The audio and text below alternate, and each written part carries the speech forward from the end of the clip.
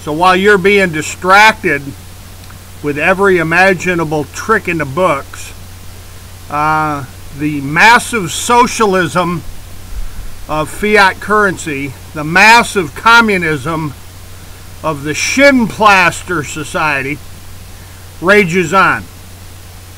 You see, ladies and gentlemen, when you rob the system for trillions, you collapse it, and then you force the American people to pick up the tab.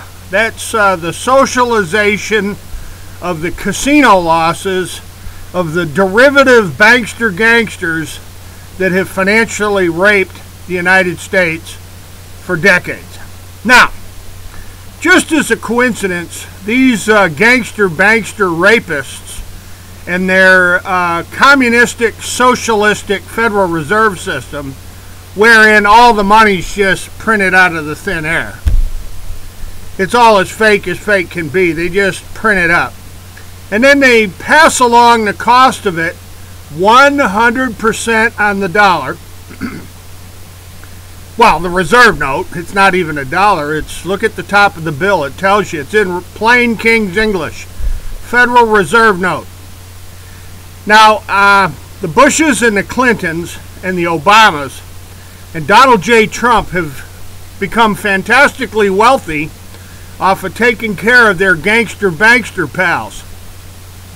But what you'll notice is that this gang of Trump supporters, they don't want to talk about that fascism.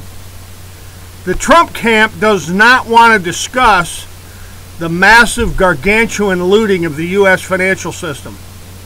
And in fact, it's the biggest swamp in existence. But Sessions and Mueller and Comey and Christopher Wray and Loretta Lynch and Alberto Gonzales and John Ashcroft and Janet Reno and Ed Meese, they were dead silent about the whole thing.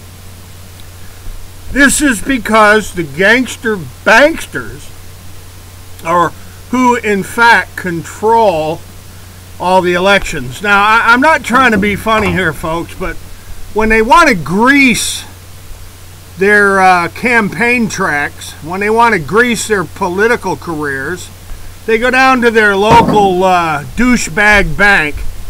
They go down to Douche Bank, their douche bank, and they get Justin Kennedy and his pals to loan them $1 billion. Well, reserve notes. Now, you stop and think about it. I don't believe for 1 second that Donald Trump has ever explained shin plaster to anybody.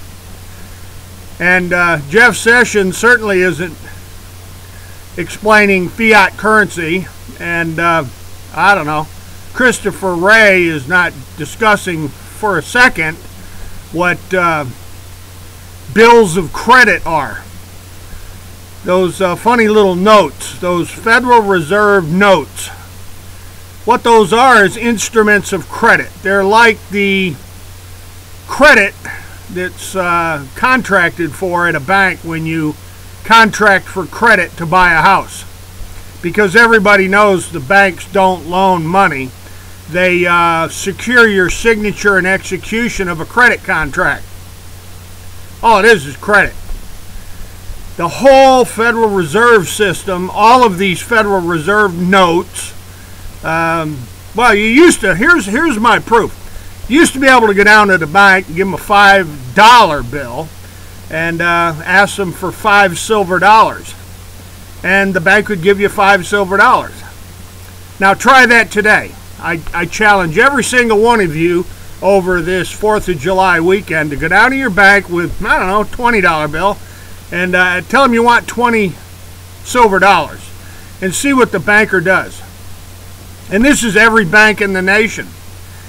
The reason for that is that Lyndon Johnson, after Kennedy was splattered all over Dealey Plaza in Dallas, just immediately after John Kennedy was murdered, LBJ and his pals authored and put into law, allegedly into law anyhow, we're still examining it, and took away all the silver.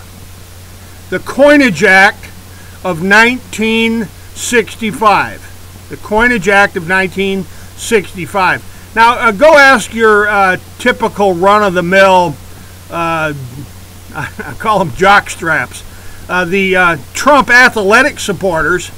Ask them about the Coinage Act of 1965 and start asking these ultra left-wing supporters of Clinton and Obama.